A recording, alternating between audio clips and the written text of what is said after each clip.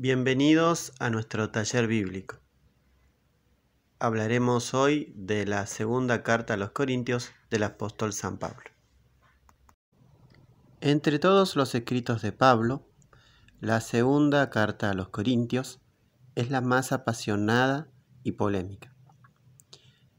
Aunque su decidida intervención a través de la primera carta había restablecido momentáneamente el orden interno de la comunidad, poco después se produjeron nuevos incidentes que reavivaron la crisis.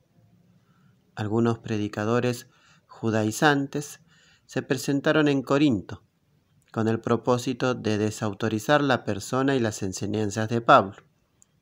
A esto se sumaban otros adversarios del apóstol, que interpretaban erróneamente el principio de la libertad cristiana. Es probable que Pablo, advertido por algunos de sus fieles, haya ido entonces a Corinto para encarar personalmente a sus adversarios. Pero esa visita, que sin duda fue breve, se realizó en medio de sucesos dolorosos. No produjo el efecto deseado. Esto motivó el envío de una carta escrita en Éfeso y en un tono muy severo, donde Pablo se defendía contra sus acusadores y reivindicaba su condición de apóstol. Más tarde, su discípulo Tito le trajo buenas noticias sobre la situación de la comunidad. Entonces Pablo, que se disponía a ir por tercera vez a Corinto, envió a la comunidad una afectuosa carta de reconciliación. En su forma actual, la llamada segunda carta a los Corintios da la impresión de ser la recopilación de varios escritos de Pablo, provenientes del dramático y prolongado intercambio epistolar que él mantuvo con la iglesia de Corinto.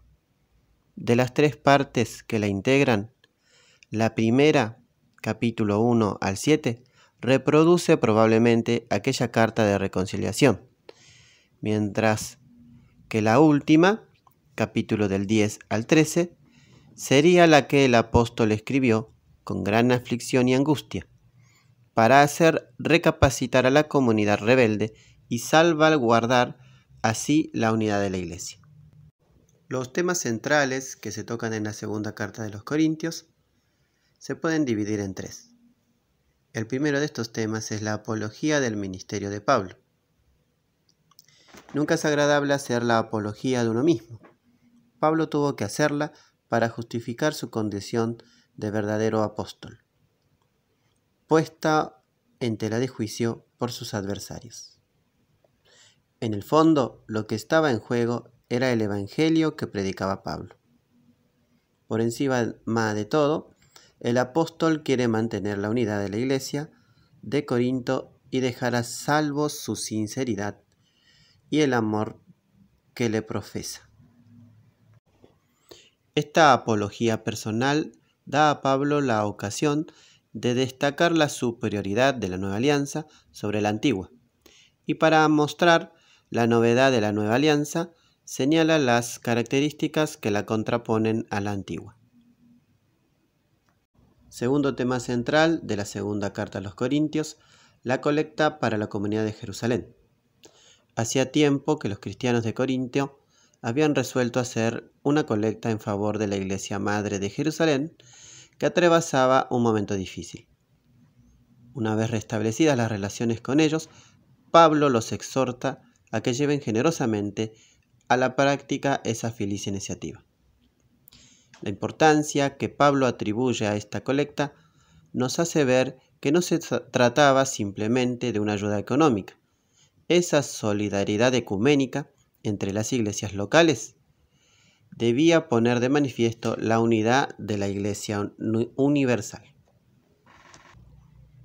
En los capítulos que van del 10 al 13, Pablo emplea un tono más bien duro y por momentos irónico, en el que se pone bien de manifiesto su carácter apasionado y lleno de contrastes. el apóstol vuelve a hacer una enérgica apología de sí mismo, respondiendo a las acusaciones de sus adversarios. Ciertamente, no le faltan motivos para gloriarse, y él mismo los enumera con toda franqueza. Su condición de verdadero israelita, los peligros a que estuvo expuesto y los sufrimientos padecidos por la difusión del Evangelio, como también las visiones y revelaciones que recibió del Señor. Pablo prefiere gloriarse en su debilidad, porque cuanto más débil es, más resplandece el poder de Cristo. En la parte iluminativa te proponemos que en tu oración incluyas la reflexión sobre la palabra ecumenismo y sobre la importancia de la unidad de los cristianos. Cada parroquia, cada comunidad posee diferentes espiritualidades, pero todas ellas son parte de una misma iglesia.